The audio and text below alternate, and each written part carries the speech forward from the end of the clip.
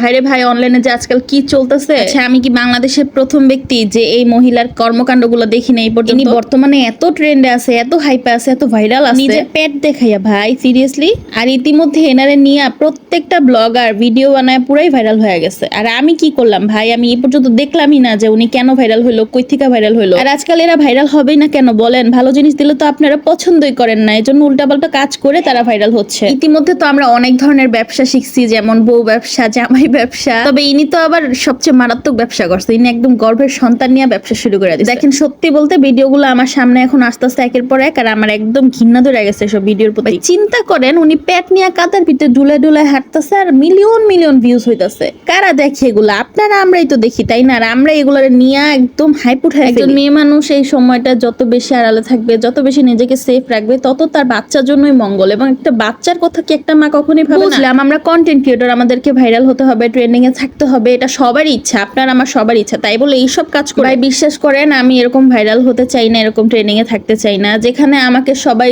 গালি ছাড়া আর কিছুই। মানুষের লজ্জা শরমকে বিক্রি করে, তারপরে মানুষের মাতৃত্বকে নিয়ে ব্যবসা করে যারা, তাদেরকে আল্লাহ এত এত ধন্দলোক দিওক। তারা ওই ধন্দলোক দিয়ে যে কি করবে আল্লাহ পাকি ভালো। আর আমি বুঝি না এইসব মহিলাদের জামাইরা আসলে এদেরকে আল্লাহ কি দেয়া বানাইছে। আমাদের হাজবেন্ডরা তো সামান্য যে বোরকা মাস্ক পরে যে ভিডিওর সামনে আসে ওইটাই পছন্দ করে না।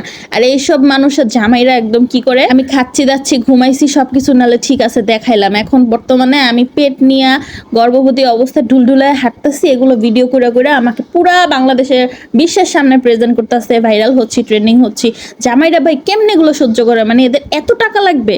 এই মানুষটাকে নিয়ে জানেন এখন মানুষ বলতেছে যে তুই মরে গেলেও ভালো হতো, এরকম একটা। ভাই দয়া করে আপনারা এইসব ভিডিও দেখা বন্ধ করেন, এগুলো শেয়ার করা বন্ধ করেন, এগুলো নিয়ে ট্রেন্ডিং টপিক বানানো বন্ধ করেন। বর্তমানে আমরা এদেরকে রোস্ট করতে করতে এদের সাহস বাড়ায় ফেলি, আশকারা দিয়ে ফেলি, তারপরে এরা এই যে উল্টাপাল্টা কাজ করে পৃথিবীটাকে নষ্ট করে ফেলতেছে একদম। মা হওয়া পৃথিবীতে সবচেয়ে সুন্দর একটা অনুভূতি, সবচেয়ে সুন্দর একটা মোমেন্ট। তারপরে এই সময়টা অনেক বেশি নাজুক, এই সময়টা অনেক বেশি সাবধানে থাকতে হয়। তার উপরে এই সময়টা বদনজর থেকে অনেক দূরে থাকতে হয়, কারণ আপনার উপর যদি কেউ বদনজর দেয় তাহলে সেটা আপনার না, আপনার সন্তানের উপর গিয়ে লাগে। এবং সন্তানের খারাপ একটা মা কখনো এই সময়টা আল্লাহর ইবাদত বেশি বেশি করতে হয় এবং লজ্জা শরম অনুভূতি এগুলো ভেতরে রাখতে হয়। এতে করে আমার গর্ভের সন্তানও মানে একটা ভালো শিক্ষা পাবে। আর একজন মা যত খারাপ হোক, লোভী হোক, যাই হোক, সে এই সময়টা না একদম আল্লাহর একটা রহমত হয় তার উপরে।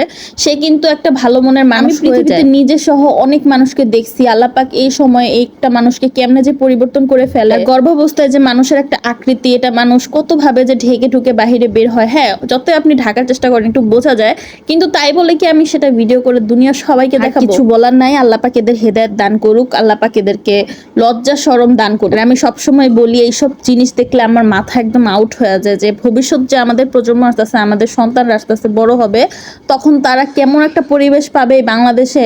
এই সব জিনিস ভাইরাল হলে ছোট থেকে এগুলো দেখে দেখে বড় হবে, তারপর কি শিখবে বড় হয়ে? একমাত্র উপরওয়ালা ছাড়া এদেরকে কেউ আসলে হেদায়েত দান করতে পারবে না। তো যাই হোক, আজকে হচ্ছে সারাদিনের রান্নাবান্নাগুলো আপনাদের সাথে শেয়ার করলাম। খেতে খেতে অভ্যস্ত হয়ে গেছি, এখন আর মুরগি খেতে ভালো লাগে না। আমার হাজবেন্ড কি করে, যেদিন মুরগি আনে সেদিন মুরগি আনে। মানে আপনি এক সপ্তাহ লাগে মুরগি খাবেন, তারপর এক সপ্তাহ লাগে ডিম খাবেন, তারপর এক সপ্তাহ লাগে পাঙ্গাস মাছ, তারপর আমাকে প্রতিদিন ভাবতে হয় যে আজকে কি দিয়ে কি রান্না করব, কি ইউনিক কিছু করা যায়, আলাদা কিছু করা যায়। গতকালকে যা রান্না করছে আজকে কিভাবে না রান্না করা যায়, তার মধ্যে তো পেজে ভিডিও দিতে হবে, সেই জন্য আবার শুট করতে হবে। তোমার ট্রাইপডটা ভেঙে গেছে, আমার শুট করতে যে এত প্রবলেম হচ্ছে বর্তমানে, এই এক হাত দিয়ে ধরে ধরে শুট করতে অনেক বেশি কষ্ট। থেকে বের হয়ে যায় ট্রাইপড কিনতে যাবো, এখন ওই সময়টা পাই না। সকালে মেয়েকে নিয়ে 2বার করে স্কুলে নিয়ে আসতে হয়, দিয়ে আসতে হয়, তারপর হচ্ছে সারাদিনের কাজকর্ম তো আছে, তারপর পেজে সময় দিতে হয়, আইডিতে সময় দিতে হয়, এত কিছু যে কিভাবে মেনটেন করি। এত কিছুর পরও আলহামদুলিল্লাহ জীবনে তো কেটে যাচ্ছে। ইনশাল্লাহ সামনে ভালো দেখে একটা ট্রাইপড কিনে নিব। পেজে যেহেতু কাজ করছি, সবকিছু তো অবশ্যই দরকার। এই পর্যন্ত যারা ভিডিওটা দেখেছেন তাদেরকে অসংখ্য ধন্যবাদ। আশা করছি আজকের ভিডিওতে আপনারা একটা লাইক কমেন্ট শেয়ার করতে ভুলবেন না। এখন বিদায় নিচ্ছি, আল্লাহ হাফেজ।